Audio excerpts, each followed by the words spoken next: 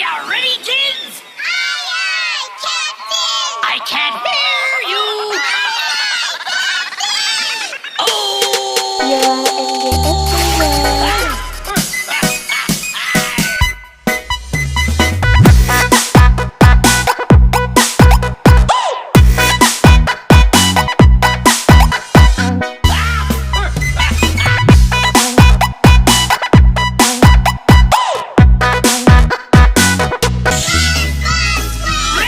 SpongeBob SquarePants! SpongeBob SquarePants! SpongeBob SquarePants! SpongeBob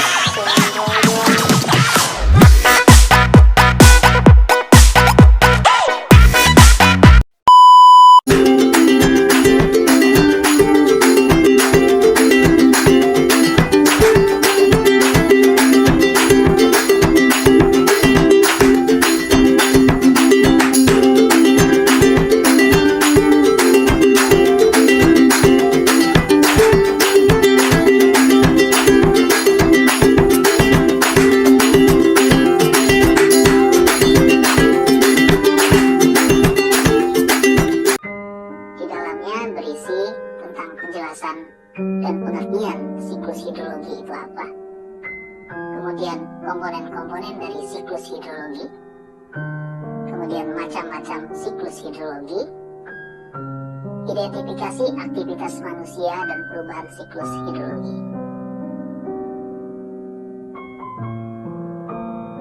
Siklus hidrologi sebagai salah satu bagian dari 4 siklus biogeokimia yang berlangsung. Jadi ada 4 siklus di bumi ini yang berlaku. Yang pertama adalah siklus air, kemudian ada siklus oksigen dan karbon dioksida, kemudian ada siklus nitrogen, dan ada siklus fosfor. Nah, siklus hidrologi atau siklus air ini menjadi bagian dari siklus geokimia yang berlangsung di bumi. Nah, apa itu siklus hidrologi? Nah, ternyata siklus hidrologi itu adalah merupakan siklus atau sirkulasi air yang berasal dari bumi, kemudian menuju ke atmosfer, serta kembali lagi ke bumi yang berlangsung secara terus-menerus. Jadi perputaran pergerakan air dari bumi ke atmosfer, kemudian turun kembali ke bumi. Ya, ini berlangsung secara terus-menerus.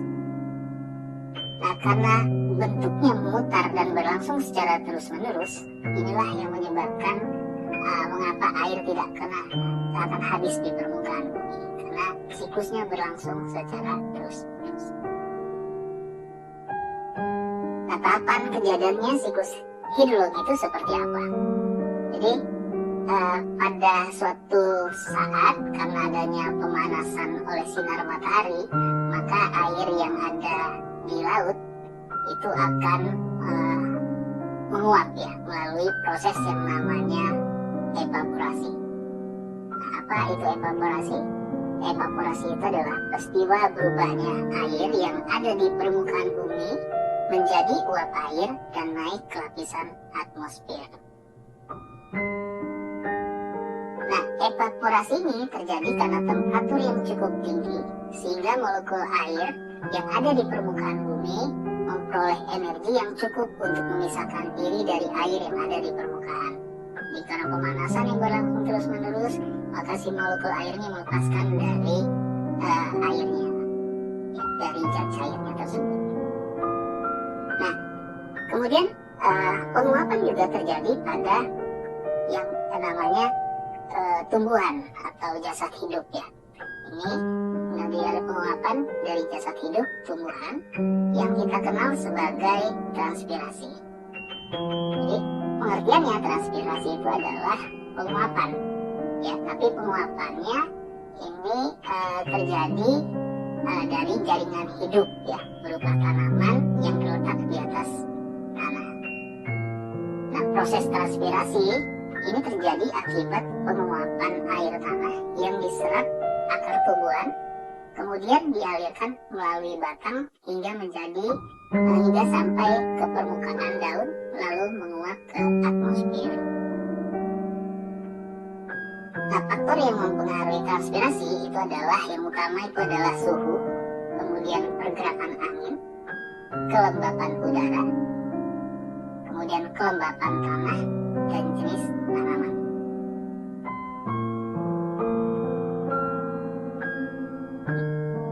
Ketika evaporasi dan transpirasi ini terjadi secara bersamaan, maka itu yang kita sebut sebagai evapotranspirasi. Jadi ketika evaporasi dan transpirasi terjadi bersamaan, maka prosesnya disebut sebagai evapotranspirasi.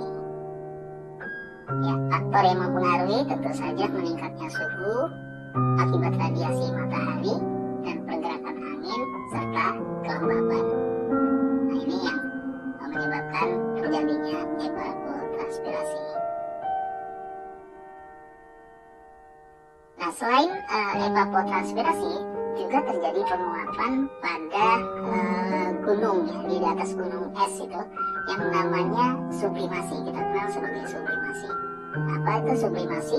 Sublimasi merupakan penguapan yang terjadi di kutub atau puncak gunung, di mana adanya proses perubahan es menjadi uap air tanpa mengalami fase cair terlebih dahulu. Jadi es langsung menguap karena pemanasan matahari. Nah, ketika uap-uap air akibat proses evaporasi dan transpirasi tersebut itu berubah menjadi uap-uap air, maka pada suatu ketinggian tertentu, maka uap air itu akan mengalami kondensasi, ya, atau pengembunan. Nah, kondensasi ini secara pengertian adalah perubahan wujud uap air menjadi partikel-partikel titik air dengan ukuran yang sangat kecil setelah proses penguapan. Nah, kondensasi dipengaruhi oleh suhu udara pada ketinggian tertentu. Ya, partikel-partikel air kemudian akan saling berdekatan dan akhirnya membentuk yang namanya awan. Jadi, evaporasi terjadi, transpirasi terjadi, kemudian dia naik ke atas sampai pada ketinggian tertentu, maka akan mengalami proses kondensasi atau pengembunan. Uap-uap air itu menjadi titik-titik air yang sangat kecil, kemudian bersatu, itu membentuk awan.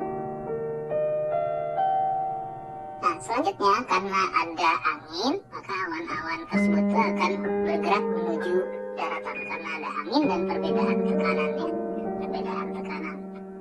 Jadi dia akan digerakkan oleh angin. Di proses pergerakan awan itu namanya adveksi.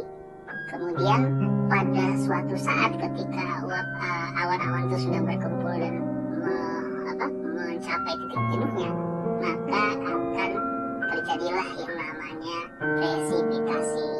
Nah, apa itu presipitasi? Presipitasi adalah perubahan wujud uap air menjadi curahan atau jatuhnya air dari atmosfer ke permukaan bumi, atau yang lebih dikenal sebagai hujan.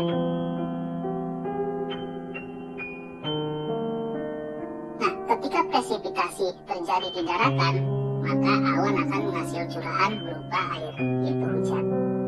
Tapi kalau misalnya presipitasinya terjadi di dataran tinggi dengan tekanan udara yang rendah, seperti puncak gunung, maka awan akan menghasilkan curahan dalam bentuk salju atau es. Nah, akibat presipitasi atau hujan tadi, maka sebagian air yang jatuh di permukaan bumi itu akan terinfiltrasi. Infiltrasi itu apa? Infiltrasi itu adalah proses masuknya butir-butir air hujan yang jatuh ke permukaan bumi ke dalam tanah melalui pori-pori tanahnya tersebut. Jadi ini infiltrasi, dan infiltrasi itu sebagian ada yang mengalir sebagai aliran air tanah yang disebut perkolasi, kemudian ada bagian yang terus menjadi cadangan air tanah atau ground water table. Ya. Jadi ada infiltrasi, hujan turun dia akan menyusup ke dalam tanah. Tapi ada sebagian lagi yang mengalir sebagai aliran permukaan atau yang disebut runoff ya. Runoff ini bisa jadi pada akhirnya akan mengalir ke drainase-drainase alam, yaitu sungai, kemudian akan masuk ke laut kembali. Nah, proses ini secara keseluruhan ketika terjadi penguapan atau evaporasi, transpirasi, kemudian terbentuknya awan akibat kondensasi, kemudian terjadinya hujan atau presipitasi, lalu hujan turun di atas permukaan bumi, infiltrasi dan runoff, itu akan mengalir kembali ke laut, airnya akan mengalir kembali ke laut. Ini yang disebut sebagai siklus hidrologi. Dan siklus atau daur hidrologi ini akan berlangsung secara terus-menerus.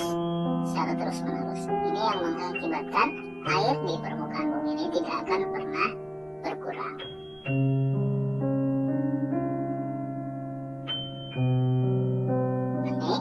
Ini adalah gambaran secara umum, ya. Jadi ada penguapan semuanya dari laut, kemudian dari vegetasi, kemudian dari sungai, dari soil atau tanah, kemudian ada transpirasi dari tumbuhan, dia terjadi proses penguapan, kemudian penguapan itu menghasilkan awan akibat kondensasi, awan ditiup angin ke daratan, kemudian pada titik jenuh tertentu dia akan turun sebagai hujan dia akan sebagian akan menjadi aliran permukaan yang akan menuju ke laut, sebagian lagi akan masuk ke dalam tanah sebagai groundwater table, dan sebagian lagi akan menjadi aliran air tanah atau perkolasi.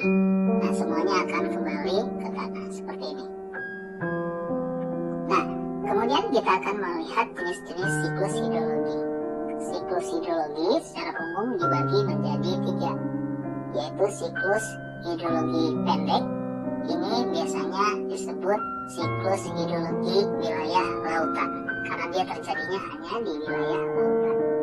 Nah, proses siklus hidrologi pendek ini seperti apa? Yang pertama adalah terjadi evaporasi di lautan atau penguapan di lautan. Hasil penguapan itu terjadi kondensasi, jadi uap-uap air tadi itu terkondensasi sampai pada ketinggian tertentu, dia akan menjadi butir-butir air, ya. Butir-butir air itu akan bersatu, kemudian terbentuk awan. Kemudian awan mengalami adveksi, muncul adveksi, kemudian dia akan turun sebagai hujan, yang jatuh sebagai hujan. Namun presipitasinya masih berlangsung di wilayah lautan. Nah, seperti ilustrasi seperti ini. Jadi evaporasi terjadi di lautan, terjadi kondensasi, kemudian akibat angin teradveksi awannya tersebut, kemudian akan jatuh sebagai hujan sebelum dia mencapai daratan. Nah, ini siklus pendek hidrologi. Kemudian siklus tengah hidrologi atau siklus sedangnya itu biasanya terjadi di wilayah daratan dekat lautan, ya. Jadi prosesnya adalah sama, ada evaporasi, kemudian ada kondensasi, ada adveksi, kemudian terjadi presipitasi, turunnya di wilayah daratan. Kalau tadi siklus pendek turunnya di laut, kalau ini terjadinya di daratan. Nah, kemudian air mengalir sebagai runoff dan infiltrasi, seperti gambar di samping ini. Nah, bagaimana kalau siklus yang ketiga, yaitu siklus hidrologi, namanya siklus hidrologi panjang, ya. Ini biasanya terjadi di wilayah pegunungan, ya. Prosesnya adalah persis sama, ada evaporasi, jadi dari lautan, juga dari tanaman hidup, ya, tanaman, kemudian ada sublimasi, terkondensasi, kemudian dia teradveksi, kemudian jatuh sebagai hujan, tapi bukan dalam bentuk curahan air, melainkan curahan salju ataupun es, ya. Ini kemudian es atau salju itu berubah menjadi terakumulasi menjadi gletser, dan gletser itu akan mencair, kemudian dia mengalir sebagai air masuk ke aliran-aliran sungai. Ya, proses ini akan sangat panjang seperti ini. Jadi terjadi perbedaannya kalau di siklus yang sedang itu terjadi hujan dalam bentuk butiran air, tapi kalau siklus hidrologi panjang itu terjadi dalam bentuk presipitasinya terjadi dalam bentuk salju atau es.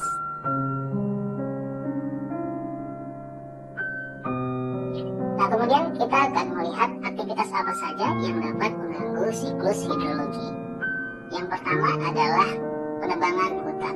Nah, penebangan hutan ini akan mengganggu besarnya siklus hidrologi, khususnya pada proses transpirasi.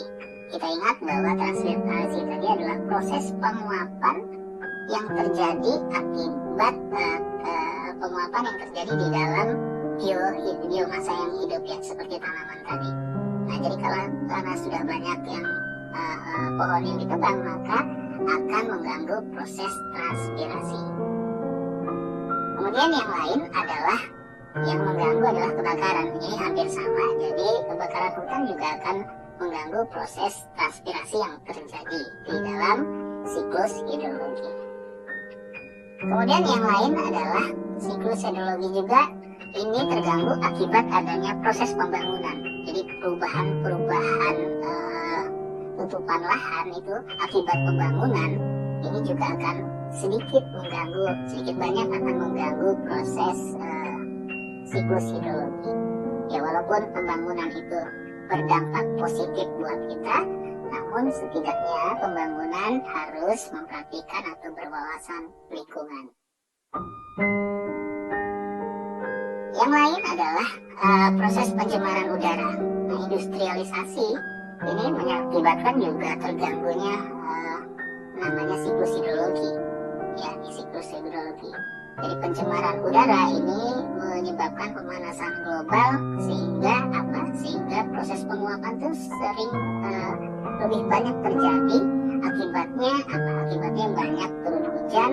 Ketika curah hujannya terlalu tinggi, maka akan menyebabkan yang namanya bencana seperti banjir. Kemudian yang lain juga adalah pencemaran air. Nah, ini jadi beberapa tadi yang saya sampaikan adalah aktivitas manusia yang dapat mengganggu siklus hidrologi.